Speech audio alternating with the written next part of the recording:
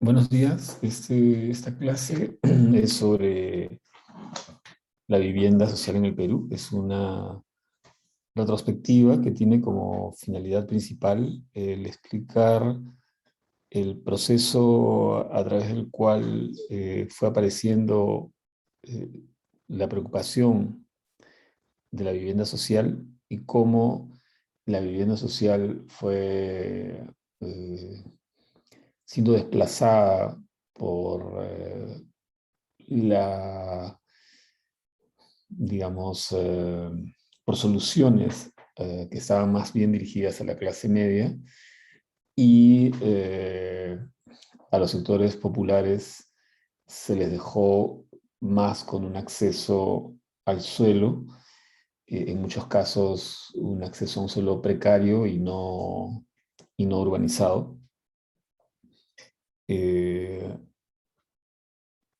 la presentación se basa sobre todo en la ciudad de Lima, aunque no es la intención esta, pero creo que Lima sirve de ejemplo de cómo el Estado se ha comportado respecto a la vivienda social. Una primera cosa que podría ser interesante remarcar es el contexto urbano en general, en el que, como se puede ver en esta evolución, la ciudad hasta de Lima, hasta inicios del siglo XX, todavía seguía casi dentro de las murallas. De 1900 a 1940, el crecimiento sobre todo va a ser en lo que se conoce como el cono de eyección de la Bahía de Lima, y a partir de ahí ya la ciudad se empieza a expandir hacia la periferia. Inicialmente la periferia eh, al centro de Lima, que era el centro histórico, amurallado, estaba hacia el suroeste, digamos, hacia el Océano Pacífico, pero después la ciudad empieza a expandirse hacia el este, tanto noreste, este, sureste, hacia las estribaciones de la cordillera de los Andes, como se ve en las imágenes de 1970 al año 2000 y más adelante incluso. Eh, Hay un primer periodo que podríamos decir de entre 1910 aproximadamente y 1940. En ese periodo se habían iniciado las migraciones. Según José Matos Mar, las primeras barriadas en realidad se dan en 1926, como la barriada de Armatambo, en los bordes del cerro del Morro Solar, una hacienda que quedaba, se llamaba la hacienda de Armatambo, que quedaba en lo que limitaba con las huacas y los restos arqueológicos de Armatambo, y los trabajadores que pedían vivienda porque sus casas quedaban demasiado lejos, deciden finalmente invadir los alrededores de la hacienda que colindaban con la Huaca y con el cerro y con el Morro Solar. Sin embargo, las migraciones vienen de antes de 1926, solo que estaban ocupando las huertas, ciertos espacios en el mismo centro de Lima, en la zona de Barrios Altos. Ahí se va ocupando, mientras que la población de clase media y las clases más acomodadas empiezan a salir hacia Miraflores, hacia Barranco, hacia San Isidro. Hay ya un crecimiento importante en estos barrios, sobre todo al sur, entre 1900 y 1920, y San Isidro a partir de 1920. En ese periodo entonces que va ocupándose ya el centro de la ciudad, la Beneficencia Pública de Lima empieza a construir las casas de obreros, que son estos pequeños edificios como el que está en la imagen, que son construidos a manera de quintas, con un espacio común, con viviendas que dan hacia la calle, pero que también dan hacia los espacios comunes interiores, todas hechas en ladrillo, eh, que son una suerte de modernidad a medio camino, fusionada con algunos recursos tradicionales. El propio espacio común es tradicional y como se puede ver ahí, hay cierto trabajo en el ladrillo, formando cornisas, zócalos, dejando ver los dinteles que también hablan de eso. Son viviendas relativamente modestas. Esta es otra, se hacen muchas viviendas en el centro de Lima, en la zona del RIMAC. La Beneficencia hace bastantes viviendas. Este, por ejemplo, es un caso muy interesante. Al costado de la Plaza Italia, en una de las transversales de la Plaza Italia, hay este proyecto de la imagen superior izquierda, que como se puede ver, las dos fachadas son exactamente iguales y miran una a la otra, es casi como un espejo, totalmente simétricas. Eh, Acá en la imagen de la inferior derecha hay una de las últimas que se realizan, que se ve que ya son mucho más modernas. Estas se hacen entre 1936 y 1940, y como su nombre lo dice, la Beneficencia empieza a hacer estas viviendas. Son de las primeras viviendas dirigidas a la clase obrera, al sector obrero, y que se van introduciendo en el centro de la ciudad, en terrenos que quedaban ahí remanentes en el centro de la ciudad, y que permiten obviamente dinamizarlo, sobre todo en las zonas, digamos, no tan propiamente en la zona central misma. Por ejemplo, esa está la amarilla de la foto superior izquierda, está, como decía, en una perpendicular a la Plaza Italia, en la zona de Barrios Altos. Está la esquina, del lado inferior derecho, también se encuentra más o menos atrás de la calle Capón, cerca de Paruro. La primera que les mostré está en la avenida Miro Quesada, que está como a 2 cuadras aproximadamente de la avenida Grau, cerca de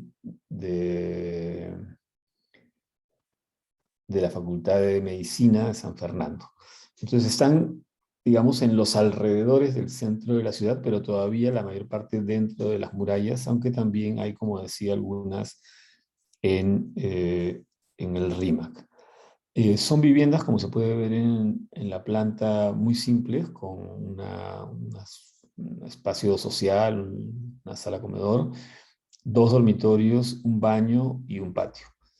Y en algunos casos son solamente 2 habitaciones o una habitación con un baño, como se ve en la parte posterior, o 2 habitaciones y un baño y un patio. Son viviendas relativamente simples, la planta todavía es muy tradicional, se iluminan con pequeños patios o con teatinas. En algunos casos son de 2 pisos y las plantas son relativamente iguales en el primero y en el segundo piso.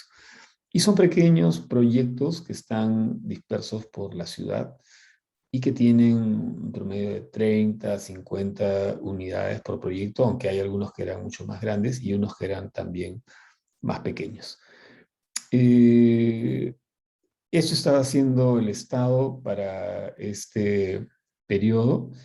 Y mientras eso sucedía, mientras el Estado entre 1936 y 1940 construía estas viviendas a través de la Beneficencia Pública de Lima, se establecían las primeras barriadas en los intersticios del centro de la ciudad, que eran, sobre todo, ocupaban áreas con terrenos que no eran de interés de los desarrolladores inmobiliarios, porque quedaban en los bordes de algún canal y por lo tanto tenían un suelo malo, quedaban en los bordes de alguna ladera, como en el caso de Leticia o Armatambo. En el caso anterior, por ejemplo, de un canal, puede ser el caso de Mendocita o algunos otros. Entonces son estas estos pequeños intersticios, y como son intersticios de suelo malo o inclinado, entonces el modelo de expansión y el modelo de crecimiento es orgánico, no es una retícula, sino se va adaptando a lo que el terreno tiene, y son, como decía, en los intersticios de la ciudad. Eso es lo que se ve. Esto es una imagen de Leticia. Es un periodo en el que la clase media está creciendo, el Estado está tratando de hacer crecer el sector público, cada gobierno aumentan más ministerios, porque se quiere que los ministerios se llenen de gente y de funcionarios y de técnicos para poder atender las demandas de un Estado moderno. Y entonces, mientras la clase media crece y también se piensa que el país se va a industrializar, y por eso hay un apoyo al sector obrero, sin embargo, los migrantes no encuentran vivienda para ellos, y empiezan a ocupar estas zonas, estos intersticios de la ciudad, estos lugares no interesantes para los desarrolladores, complejos para el Estado, y que están cerca de los servicios, eh, y que vienen siendo invadidos normalmente eh, por distintas familias. Ojo que las familias, como acabo de decir hace un momento, que venían migrando y que siempre tenían obviamente algún familiar que ya había migrado antes, ocupaban viviendas que la clase media y la clase acomodada iban dejando en el centro de la ciudad. Y después se desplazaban a estas ocupaciones, eh, a partir de, obviamente, los propios lazos que iban avisando y comunicando que esto sucedía. Pero me parece interesante cómo se va construyendo esta dualidad. El Estado, por un lado, con la beneficencia pública, que construye un tipo de vivienda, los migrantes que están construyendo otro tipo de vivienda. Esto es San Cosme, pero esto ya es de 1946. Y en el caso anterior, perdón, y por otro lado, los privados que están construyendo en la zona sobre todo de Santa Beatriz. Entonces, todos están haciendo además vivienda de baja densidad, lo cual va a hacer que la ciudad se vaya expandiendo. Entonces, este periodo de 1930 a 1940 es un periodo que se caracteriza por la construcción de viviendas de baja densidad, casi siempre unifamiliares o máximo bifamiliares, tanto por el sector popular como por el propio sector estatal, como el sector privado en el caso de Santa Beatriz, lo que hoy día es Lince. De 1940 a 1950, los técnicos empiezan a reforzar su rol. Recordemos que el arquitecto Belaúnde llega en 1937 al Perú de vuelta de su posgrado, y rápidamente funda la revista El Arquitecto Peruano, empuja la creación de cursos sobre la vivienda en el Perú. El curso se llama El problema de la vivienda en el Perú.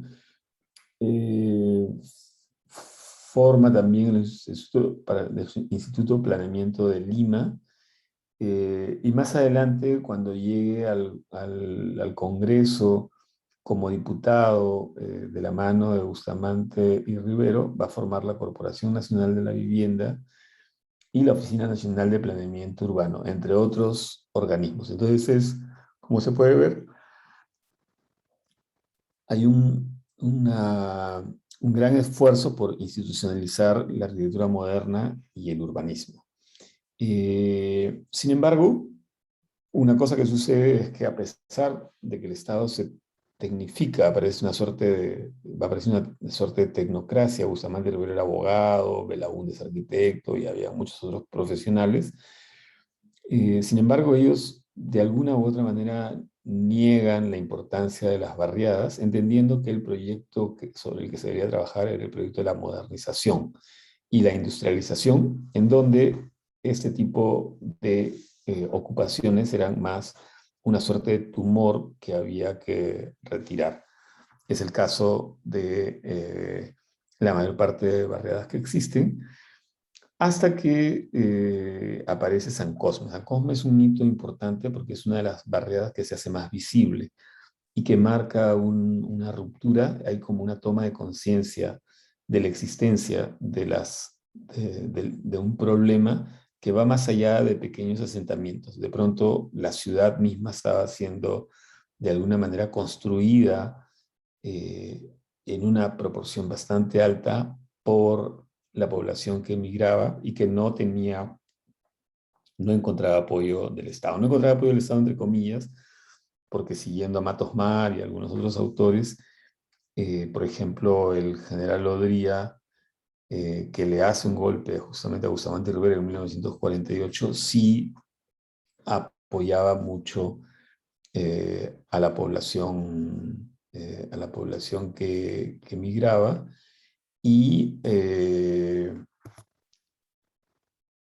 y esta población es la que le permitió legitimarse, pero un golpe de Estado, legitimarse en el poder. Eso también muestra otra de las características interesantes de estos procesos en los cuales los dictadores siempre terminaban apoyando a la población migrante y a la población que ocupaba estas áreas. Y por el contrario, los gobiernos democráticos eran los que eran un poco más reacios a aceptarlos. Y obviamente los dictadores aprovechaban esto para legitimarse en el poder, como ha sido el caso de Odría, como ha sido el caso de Velasco y ha sido el caso de Fujimori, que siempre han tenido una actitud más abierta y de mayor apoyo que los regímenes democráticos. Eh, También las ocupaciones son más orgánicas, como ven acá, los terrenos son todos distintos, las calles son todas distintas. Ese es un relevamiento, un levantamiento que hace justamente Matos Mar en su libro Las barriadas en Lima, 1955. Paralelamente, el Ministerio de Fomento, el Estado, construía para estos años los primeros barrios obreros, ya no las casas de obreros y ya no desde la beneficencia, sino desde el Ministerio de Fomento. Y los barrios obreros eran estos conjuntos de vivienda que ya tenían cierta impronta moderna, provenían sobre todo de un lado de las intervenciones alemanas como las de Ernest May, pero también de otro lado tenían una fuerte influencia del higienismo. El higienismo que obligaba a tener las viviendas separadas, aireadas, que el centro de la urbanización siempre estaba formado por un campo deportivo en esta idea del mente sana en cuerpo sano.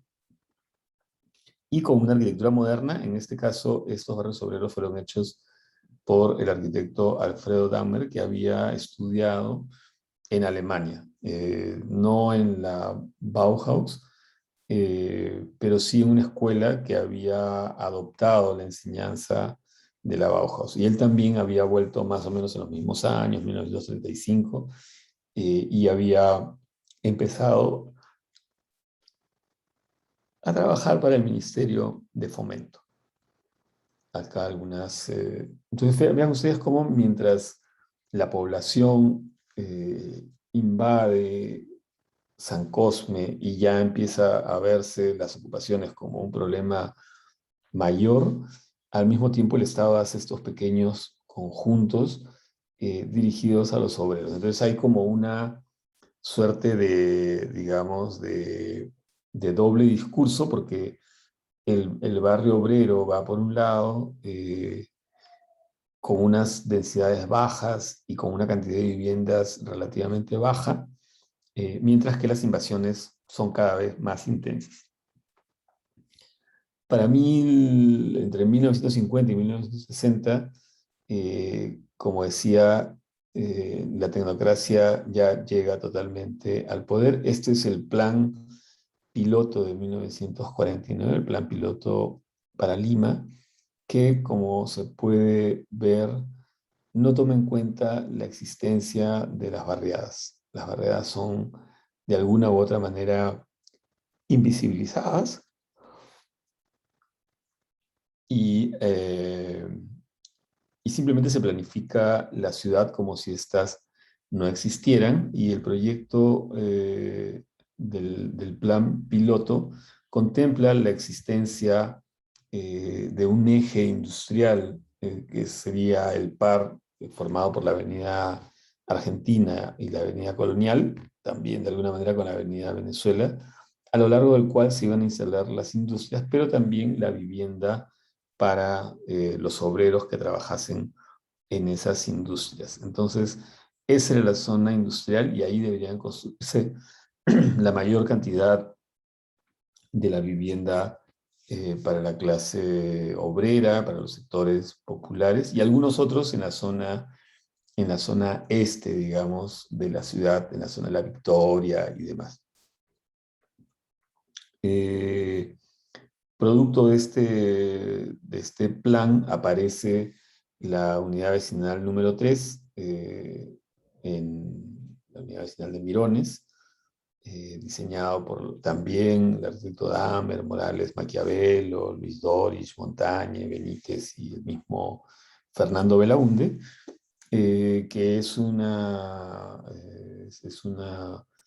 reinterpretación, se podría decir, de las ideas de las unidades barriales ensayadas en Norteamérica, eh,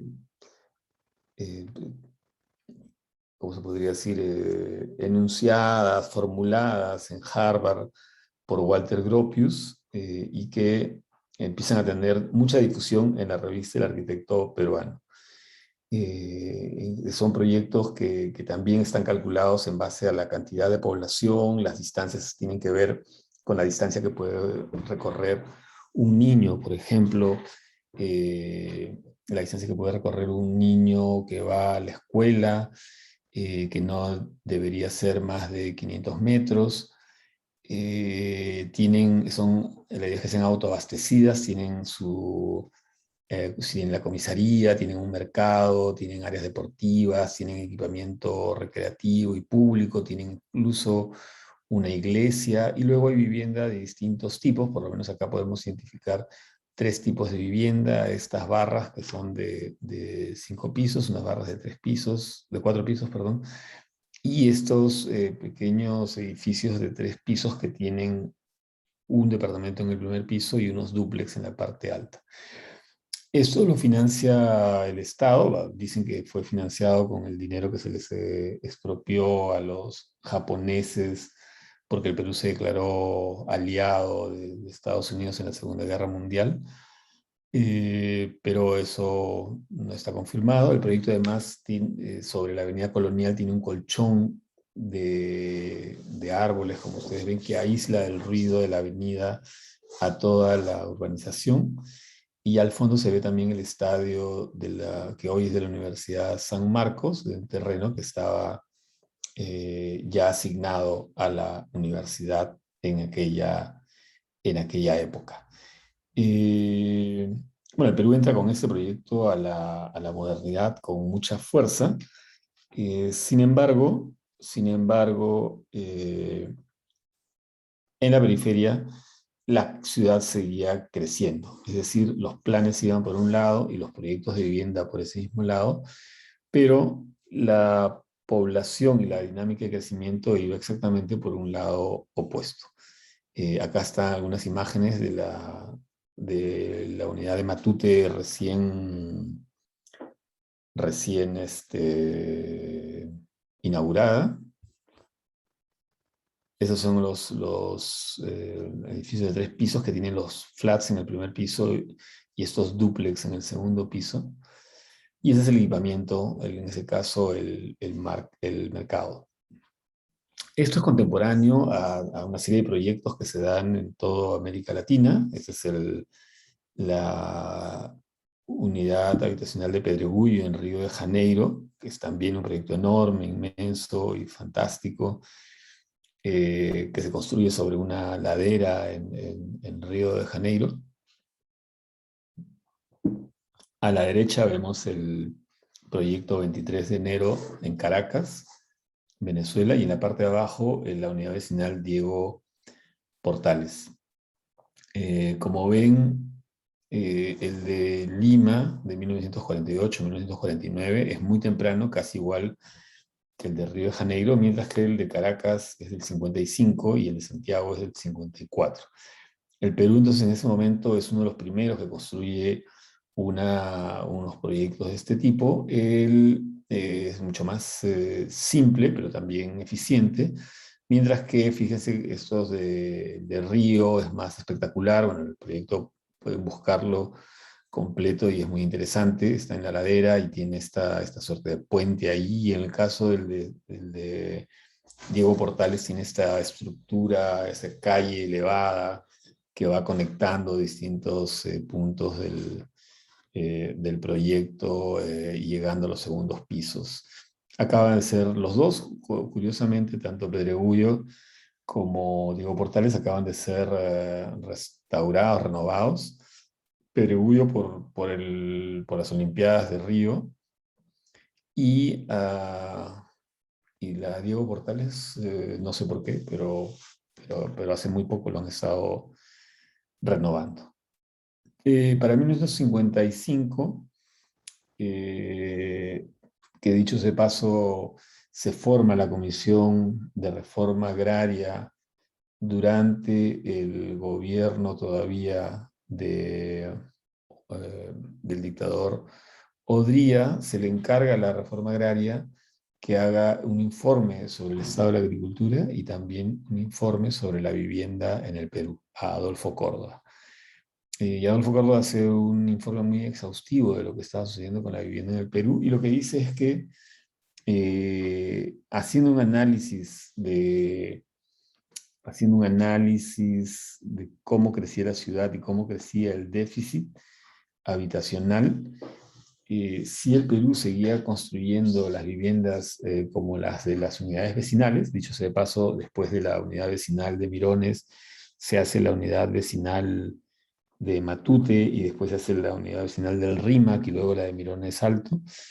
Entonces, lo que dice el informe es que si el Estado sigue haciendo esas unidades habitacionales, a partir del presupuesto que había y del presupuesto nacional, comparándolo con el déficit, ni en 30 años se iba a resolver el problema de vivienda. Es decir, en otras palabras, que el camino no era construir conjuntos habitacionales porque simplemente no iban a tener ninguna posibilidad de salir, de cubrir el déficit. Eso parecía ser corroborado por casos como el de Ciudad de Dios, una de las invasiones más grandes para ese momento, más de 5.000 familias que terminan asentadas en las pampas de Pamplona, en lo que hoy en día es San Juan de Miraflores, eh, y despierta obviamente la atención de la población, de la sociedad civil, de la iglesia, del ejército y de todos, que inmediatamente se ponen a ayudar. Y claro, es una ciudad que se va formando sola, otra vez, como en muchos otros casos, con parte de la asistencia del Estado, pero esta asistencia dada de manera muy indirecta. Eh, para 1960 podríamos decir que el sueño moderno empieza a acabarse porque la ciudad crece ya desmedidamente. Difícilmente la planificación, la Corporación Nacional de Vivienda, que para 1963, cuando Belaúnde asume el poder, se había convertido en la Junta Nacional de la Vivienda, no era capaz de resolver el problema de la vivienda, y la ciudad continúa expandiéndose. Sin embargo, el primer gobierno de Belaúnde construye obras monumentales que tratan de afirmar la voluntad de lo moderno en el Perú, casi como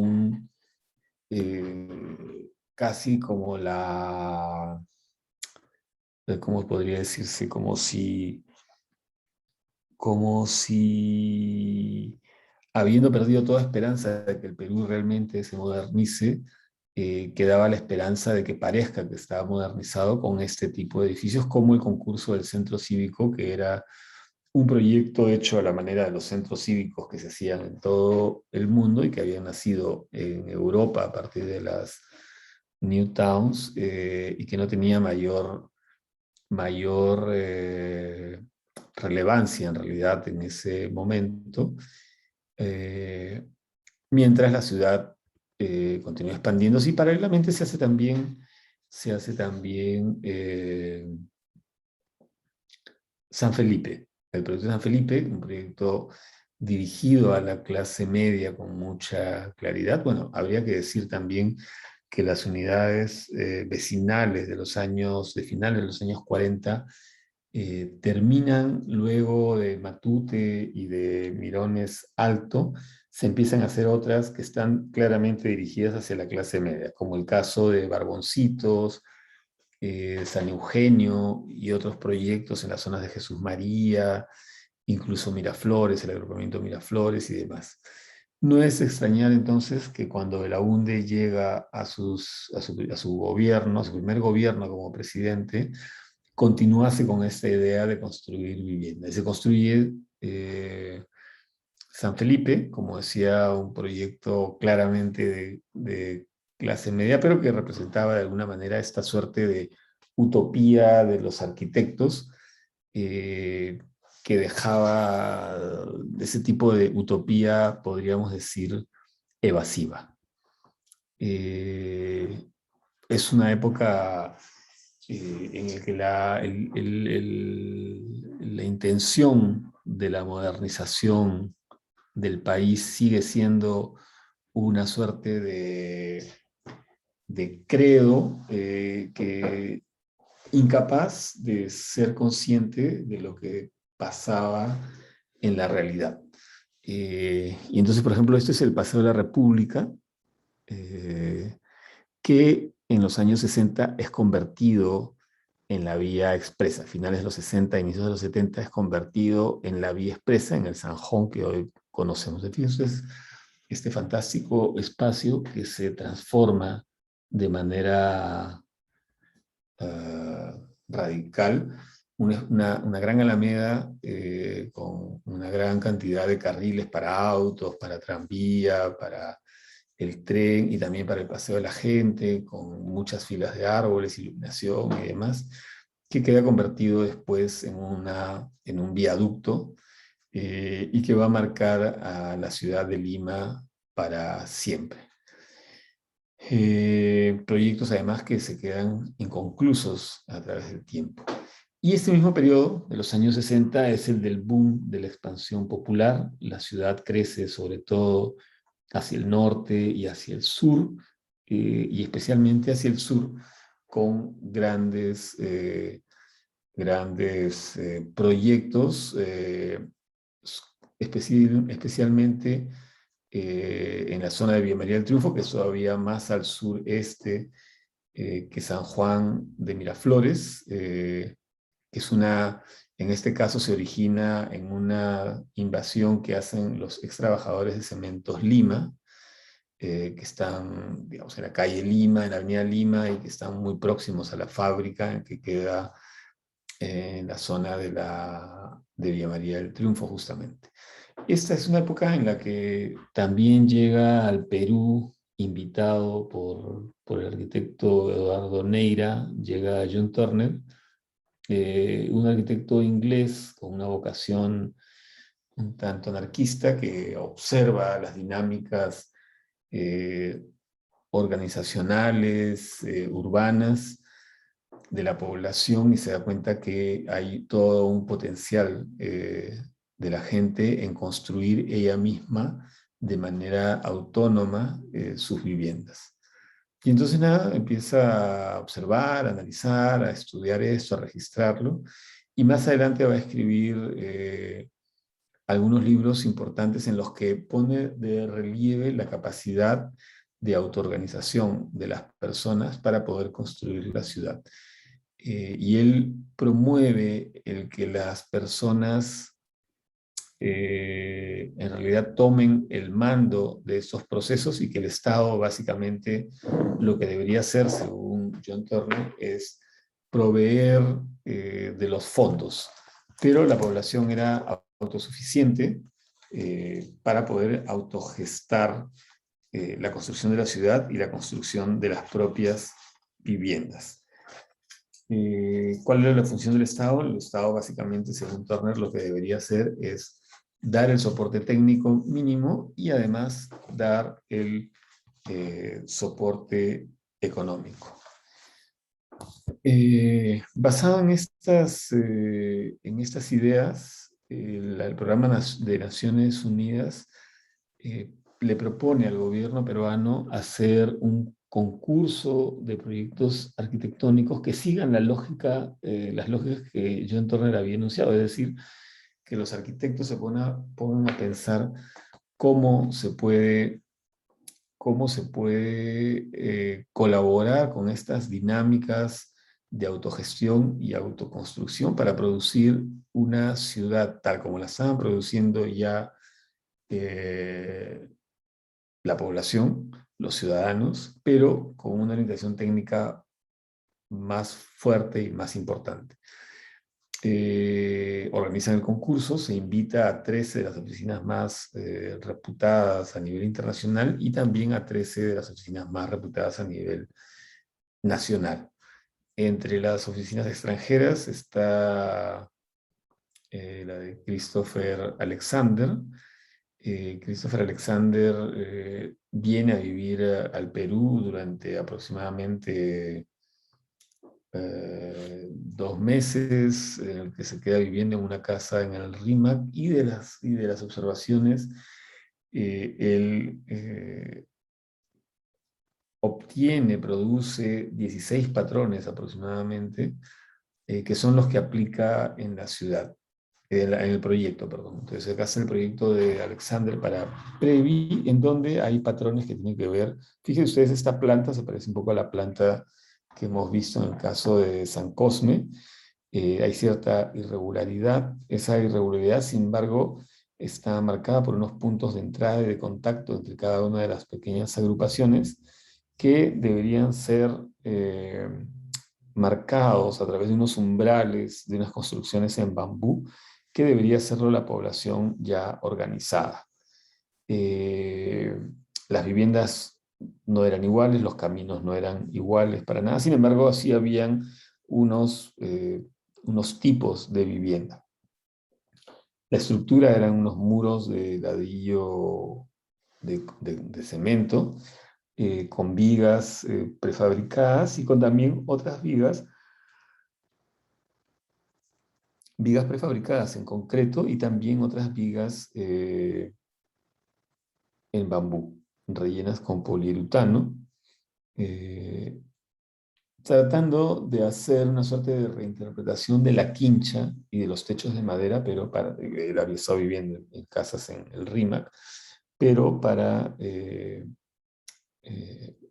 un sistema un poco más semi-industrializado.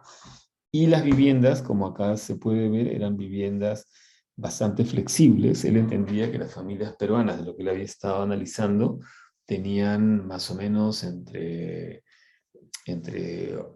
6 y 10 miembros, familias numerosas, y entonces se generaban, como ustedes pueden ver acá, una serie de espacios que luego con unas cortinas se cerraban y que permitían que los hijos tengan cierta privacidad, pero al mismo tiempo que tengan como una suerte de integridad, que estén integrados. Y aparte había el dormitorio de los padres. Estas eran viviendas que iban creciendo progresivamente. El inicio es un inicio más pequeño, ¿no?, que está formado por esta parte este hall de entrada y llegaba hasta esta zona de acá del patio y luego se iban ampliando hacia la cocina y también se iba ampliando hacia adelante y en el segundo piso. De la misma manera como Alexander, que era un arquitecto austriaco, pero que vivía ya en Estados Unidos en aquella época, también estuvo presente Aldo van Eyck, un arquitecto holandés muy importante, cuya tipología se basa en la existencia de una cocina en el punto central, y a partir de esa cocina la vivienda va rotando alrededor del espacio de cocina. Entonces era una reinterpretación también de la vivienda desde una lógica bastante doméstica, pero también con una trama que tenía que ver con estas ideas de agregación celular que tanto Aldo van Eyck como algunos otros arquitectos como John Hudson venían trabajando hace tiempo. Son unos lotes que se van acoplando y que van formando espacios públicos, calles y demás. También había otros proyectos como el de Atelier 5, unos arquitectos suizos que trabajaban mucha vivienda social en Suiza, en Berna sobre todo, y que hacen una vivienda interesante donde los dormitorios están abajo y en la parte alta están los ambientes sociales. Hay una especie de semisótano al que se baja y con unos sistemas de ventilación cruzada bastante interesantes y todo modular y prefabricado. Es por cierto, uno de los ganadores. James Stirling, el arquitecto inglés también muy famoso en aquella época, que trabaja sobre la idea y que trabaja con Jorge Burga Bartra, un arquitecto peruano, y trabajan sobre la idea de la casa patio. La casa patio alrededor de la cual gira la vivienda y como se ve acá, al inicio era el patio con 3 ambientes y luego se va completando el patio hasta cerrarlo y una vez que se cierra se hace supuestamente el segundo piso. Y como se puede ver acá, se agrupan también en viviendas de A4 como las manzanas limeñas que eran manzanas cuadradas, solo que a otra escala. Ese es el conjunto, todo el conjunto es prefabricado en concreto, acá se puede ver las ventanas y las puertas que están embutidas dentro de los paneles de concreto. Y acá se pueden ver los juegos, perdón, el mobiliario urbano que también sale del propio concurso y que después todo esto va a ser trabajado por Peter Land, que es el arquitecto que queda a cargo del proyecto por el lado del PNUD, del Programa de Naciones Unidas. Previ se construye una fábrica que está instalada en esta parte de la ciudad. Es un proyecto realmente interesante. En esta fábrica se produce el mobiliario, se producen los ladrillos y las vigas de los sistemas que quedan para finalmente construir la ciudad. El proyecto, si bien es cierto, tiene toda esta fábrica montada, la población decide crecer como los sistemas tradicionales y no utilizar, no acudir a la fábrica para utilizar lo que fabricaban, porque obviamente les salía más barato no solamente comprar material, sí, materiales de mercado que se expendían en cualquier parte y un ladrillo de arcilla uno lo puede comprar en una fábrica, pero también lo puede comprar en un horno artesanal y además también la mano de obra era más fácil de conseguir que de estos ladrillos y vigas complejos que se habían ideado. Parte de los juegos para niños que se encuentran muy cerca, por cierto, de la fábrica. Y acá se pueden ver los nombres de algunos de los otros arquitectos interesantes que participaron. Veíamos algún proyecto la semana pasada de Charles Correa, el Artist Village que les mostré en base a patios. Acá también tiene Charles Correa uno de los proyectos. ¿Dónde está el de Charles Correa? Me parece que está por este lado. Charles Correa está acá, ¿no? Y luego están también los metabolistas japoneses, está Samper de Colombia, Candiles y Yusik, en fin. Y esta época, la que viene sobre todo después ya de entregado el proyecto de Previ, que se acaba para 1975 y que se entrega a trabajadores del Estado que estaban mutualizados, que pertenecían a alguna mutual, que es una suerte de caja de ahorros.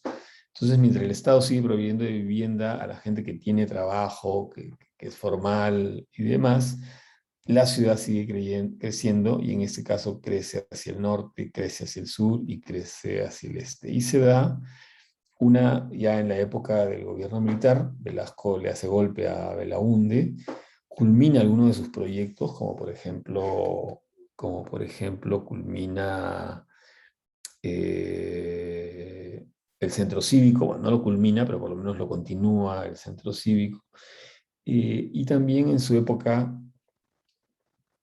se da otra vez una de las grandes, nuevamente una de las grandes invasiones, que en este caso es asistida por el gobierno de Velasco, por la dictadura de Velasco, a través de SINAMOS, el Sistema Nacional de Movilización Social, que era el brazo organizativo y de relación con la población que el gobierno de Velasco tenía. Lo interesante del proyecto es que el proyecto se estructura a partir de un sistema de organización social. La cantidad de las supermanzanas que forma el proyecto son supermanzanas que están en relación directa a la capacidad organizativa, son 360 familias, y ellas se agrupan en esa supermanzana que tienen un gran espacio público, un gran parque en el medio de la supermanzana, con espacio para un local comunal. Entonces, como se puede ver acá, supuestamente es un grupo residencial, el módulo básico es un grupo residencial que tiene su propio equipamiento y que luego se forma un nivel de barrio y más adelante un nivel de sector, que está dividido obviamente por las avenidas. Luego el proyecto tiene una zona industrial, perdón, tiene una zona industrial, una zona agropecuaria, eh, dos parques zonales, que también son importantes, y acá atrás está la zona industrial. Acá se pueden ver cómo es más o menos en este momento. Obviamente los espacios públicos todavía no pueden ser habilitados, todavía son grandes terrales con algo de equipamiento en algunos casos, algunas alamedas que han logrado estar verdes, que es, fíjense ustedes, es el año 75, 74, y fíjense, han pasado, ya va a cumplir 50 años y todavía la ciudad no termina de construirse. Es como un proceso súper largo y súper doloroso, con grandes exigencias para la población. Entonces, yo diría que casi que Villa El Salvador es la utopía real, es la utopía de la ciudad. Fíjense ustedes, una ciudad perfecta, trazada a partir de trazada a partir de la organización comunitaria, infinita, moderna, cuadriculada, bien pensada, totalmente abastecida, pero que claro, es básicamente un trazado en el suelo y luego la gente tiene que construirlo todo sobre el arenal. Entonces es como el dibujo utópico sobre un desierto, sobre una realidad durísima, que podríamos decir que no hay nada de evasión, ¿no? Y al mismo tiempo que es totalmente irreal, pero al mismo tiempo real. Eso es una suerte de paradoja, este proyecto al mismo tiempo ideal, al mismo tiempo real por lo comunitario, real porque está sobre sobre un arenal que luego hay que habilitarlo totalmente. Y una vez más se vuelve a acentuar este doble camino, ¿no? El Estado que está construyendo vivienda para la clase media y las personas que terminan haciéndose cargo de la construcción de su propio hábitat.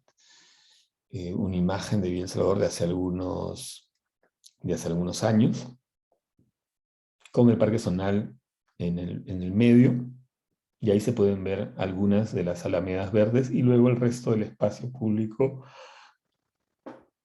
totalmente árido. Algunos proyectos que nacen después de Villa El Salvador y de Previ y que van de alguna u otra manera reinterpretando e introduciendo estos aportes. Uno de ellos es Próceres, que es muy interesante, un proyecto que tiene un núcleo central de densidad mayor. Esto es hecho por un equipo encabezado por José Bentín, que había estudiado en Inglaterra y que trata de introducir algunas de las ideas de los New Towns en el Perú.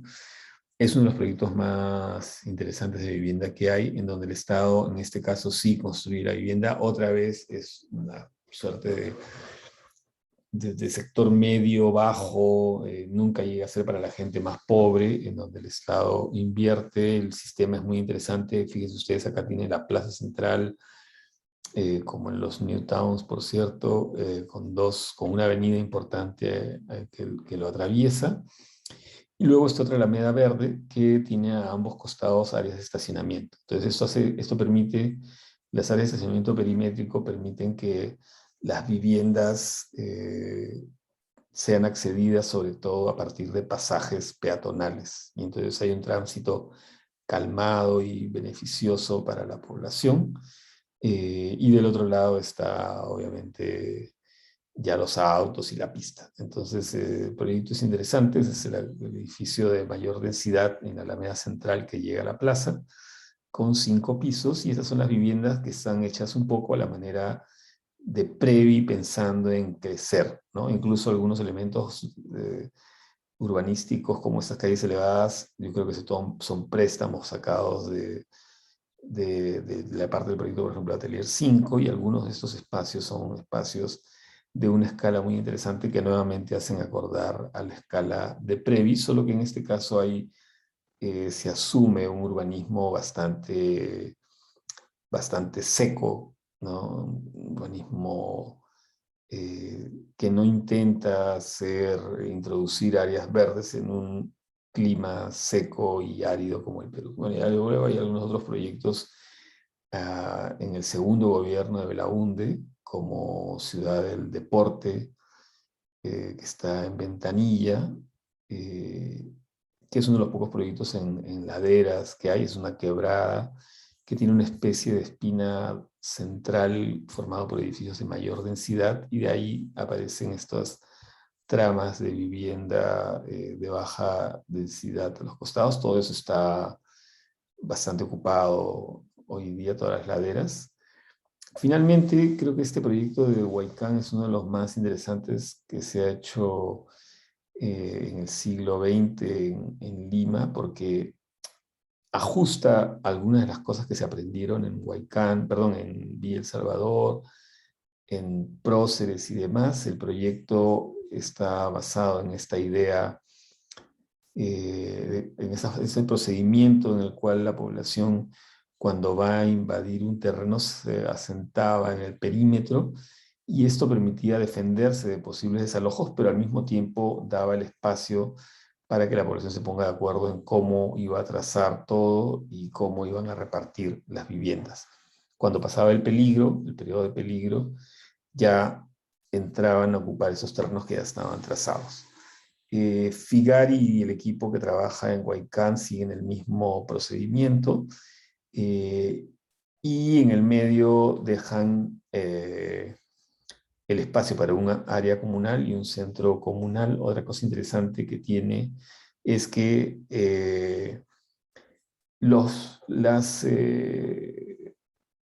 el diseño se basa en lo que Figari llama las UCBs, o unidades comunales de vivienda, si no me equivoco,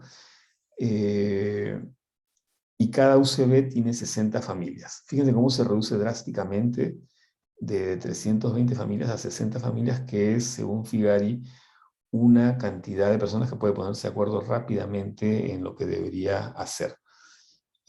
La organización comunitaria sigue siendo la base de la generación del proyecto. No es ya cuánto puede caminar una persona sin que se canse, cuántas personas pueden ser, no sé, abastecidas de un mercado, nada, sino es la organización social. Es como si si la doctrina si la doctrina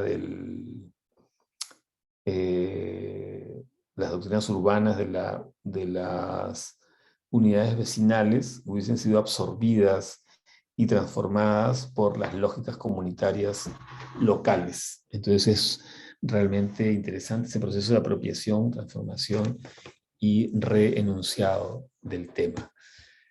Huaycán también proponía unos tipos de vivienda que ponen una oficina en el mismo Huaycán y la población va acercándose y pidiendo hacer mejoras, cambios, modificaciones y demás. Huaycán se hace en el en el primer gobierno municipal de la izquierda peruana en Lima, encabezado por Alfonso Barrantes entre 1983 y 1986, cuando, cuando se dan las elecciones en que gana Alan García.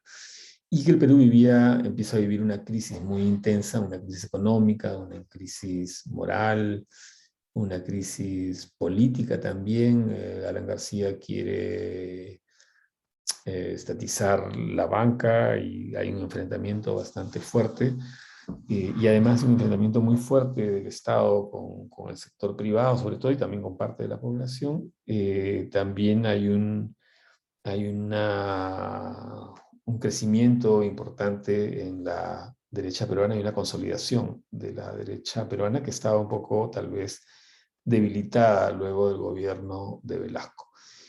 Y para 1987, si no me equivoco, o 89, yo creo que es 87, aparece el libro El otro sendero. El otro sendero es un libro muy importante sobre el acceso a la vivienda y en general sobre el acceso a los servicios y demás de los sectores populares, que estaba siendo frustrado, según Hernando de Soto, por las dificultades que tenía la población para acceder a la formalidad, por a su vez las dificultades que ponía el Estado a través de una serie de barreras de orden burocrático que no permitían que la población pueda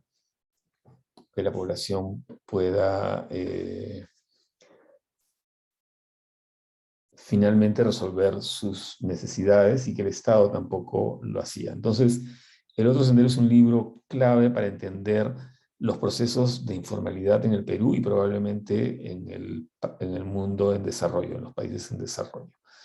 Eh, También es una respuesta, según el propio Hernando de Soto, a la manera equivocada como la izquierda había enfrentado el problema de la ciudad. Él decía que la izquierda veía en eh, estaba buscando satisfacer las necesidades del proletariado en un país que no tenía industria, mientras que toda la población que emigraba eran, por el contrario, no proletarios, sino capitalistas en potencia. Es esta idea del emprendedurismo, que es probablemente Hernando de Soto el primero que le empieza a mencionar, y que según él, lo único que necesita la persona es que le den el título de propiedad para poder con eso acceder al mercado, inscribir el título, pedir un crédito, invertir el dinero de ese crédito en en su, en un negocio, negocios como los que tienen los ambulantes, dice él, y finalmente a salir de la pobreza. Obviamente se ha demostrado ya hoy en día hasta la saciedad que todo eso no es verdad, que gran parte de la población tiene hoy día sus títulos y sin embargo sigue siendo exactamente igual de pobre, pero en la época sí tiene mucha acogida. De hecho, el gobierno de Fujimori decide bajo la asesoría de Hernando de Soto, sobre todo a partir de 1992, que se hace el golpe, el autogolpe, el famoso autogolpe. Fujimori adopta las ideas de De Soto y a partir de eso forma COFOPRE, que es la Corporación para la Formalización de la Propiedad Individual e Informal. Hasta la fecha se han dado varios millones de títulos y sin embargo, como ustedes pueden ver, el paisaje urbano sigue siendo un paisaje de pobreza y de precariedad.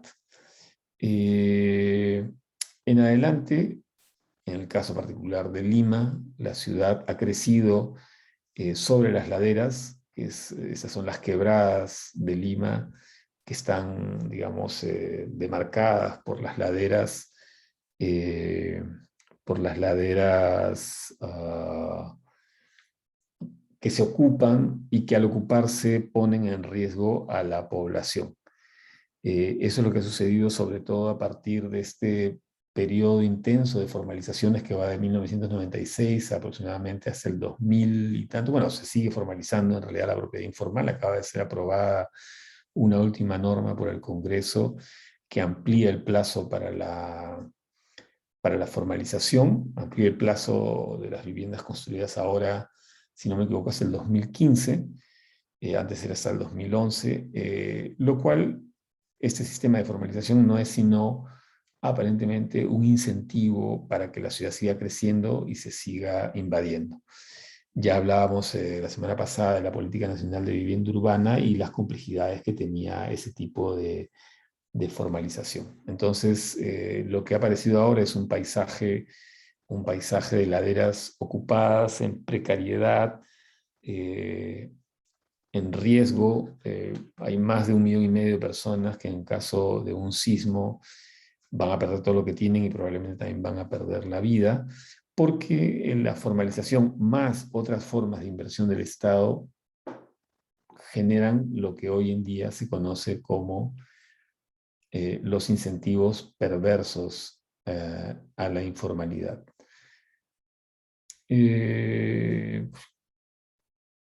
A partir del año 2000, que se vuelve a la democracia, el Estado empieza a implementar una serie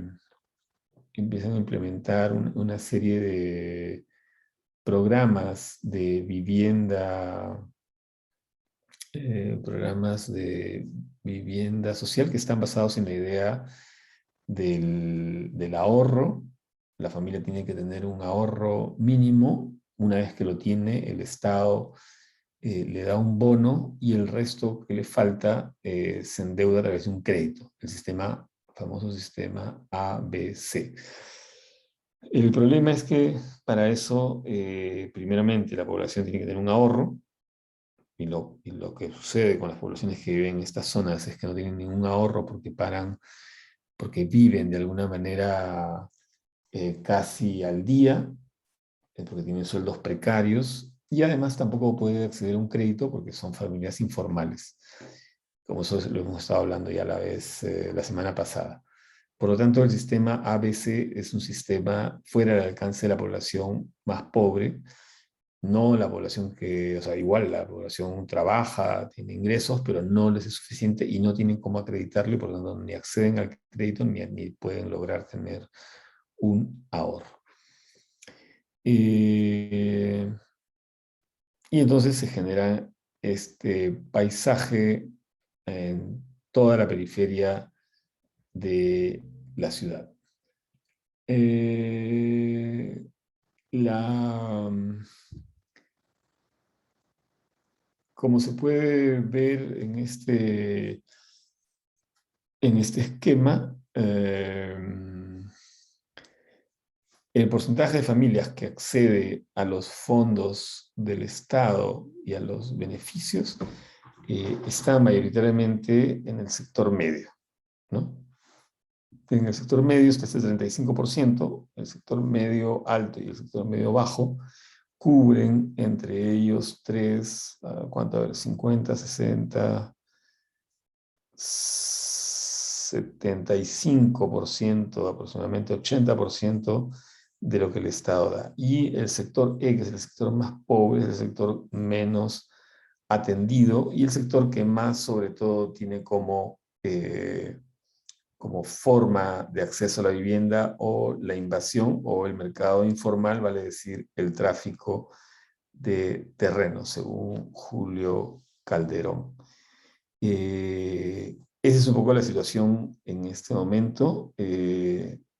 Ya el Estado no invierte en vivienda como invertía antes, y creo que podemos quedarnos aquí para luego, perdón, podemos quedarnos aquí para luego explicar algunas propuestas de vivienda social en la siguiente semana. Pero me parece interesante este proceso constante. Julio Calderón creo que es el que dice que el Estado siempre para la vivienda social, siempre apunta a los más pobres, pero termina dándole a la clase media. No es como una escopeta que está mirando hacia abajo, hacia los sectores bajos, pero por alguna razón después, cuando dispara, termina pegándole a la clase media. Y este cuadro creo que marca con evidencia que aun cuando ya el Estado no construya él mismo, porque en la Constitución el Estado ya no puede construir, sin embargo, igual,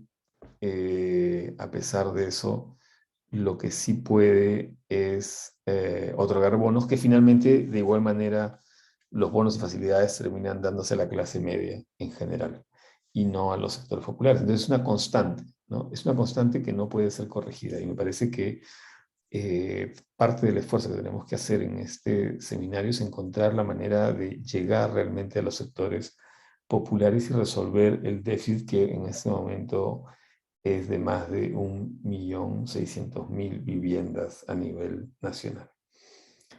Nos quedamos aquí para la conversación que podamos tener luego sobre el tema.